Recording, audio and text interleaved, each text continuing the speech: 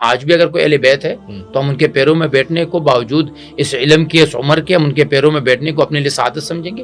مفتی صاحب اس میں میرے علم میں اضافہ فرمائے گا, یہ بات سچ ہے کہ حضرت سیدنا امام جعفر صادق ہمارا آپ پہ سلام ہو, آپ ظاہر علمی حیثیت سے معروف ہیں, بڑے سارے لوگ آپ کے شاگرد ہیں.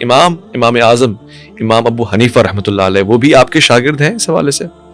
لیکن اس میں یہ بات تاریخی طور پر, کیونکہ یہ دونوں حضرات تو مدینہ منورہ میں تھے, حضرت امام جعفر صادق رحمہ اللہ اور امام باقر رحمہ اللہ یہ مدینہ منورہ میں تھے, تو حضرت امام ابو حنیفہ رحمہ اللہ کوفہ میں تھے.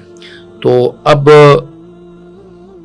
جو یعنی عمر کے اعتبار سے حضرت امام ابو حنیفہ رحمہ اللہ اور حضرت جعفر صادق رحمہ اللہ تقریباً قریب ہیں. امام باقر سے کچھ روایات کے بارے میں کہ ان سے کچھ روایات لی ہیں, حضرت جعفر صادق رحمہ اللہ سے بھی اگر کچھ روایات لی ہیں. تو میں اس میں ایک بات یہ عرض کروں کہ جو حافظ صاحب نے بات کہی, اہل بیت ہمیشہ سے ہمارا قبلہ رہا ہے. صحیح. پوری امت نے ہمیشہ اہل بیت کو وہ مرتبہ دینے کی, دیکھیں میں خواص کی بات نہیں کر رہا. اچھا, خواص ایک طبقہ جس کو ڈر ہے, جو بات کہہ رہے نا کہ یہ لوگ حکمران ہو گئے تو ہمارا تو حکمران طبقہ ٹالے.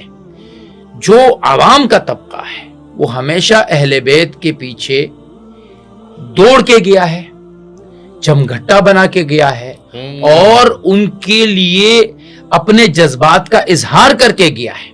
صحیح. اور اسی بات نے ہمیشہ اہل بیت کے لیے مشاکل اور مصائب کا دروازہ کھولا ہے.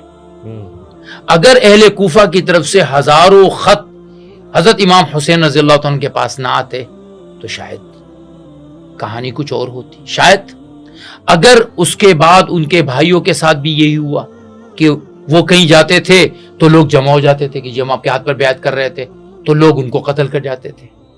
یہ جو انہوں نے ابھی واقعہ سنایا, میں تو محمد علی مرزا کی بات کر رہا ہوں, انہوں نے تو یہ کہا ہے نا کہ محمد بن قاسم اس نے تاریخ غلط بیان کی, انہوں نے صحیح بیان کر دی.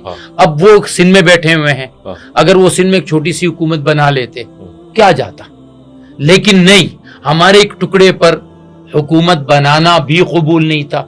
تو اس لیے اہل بیت کے اوپر ظلم کا ہونا یہ ہوا ہے, اور لوگوں نے ان کو بحیثیت ایک امام کے, کیونکہ اہل بیت رسول صلی اللہ علیہ وسلم, آج بھی اگر کوئی اہل بیت ہے تو ہم ان کے پیروں میں بیٹھنے کو باوجود اس علم کی اس عمر کے ہم ان کے پیروں میں بیٹھنے کو اپنے لیے سعادت سمجھیں گے.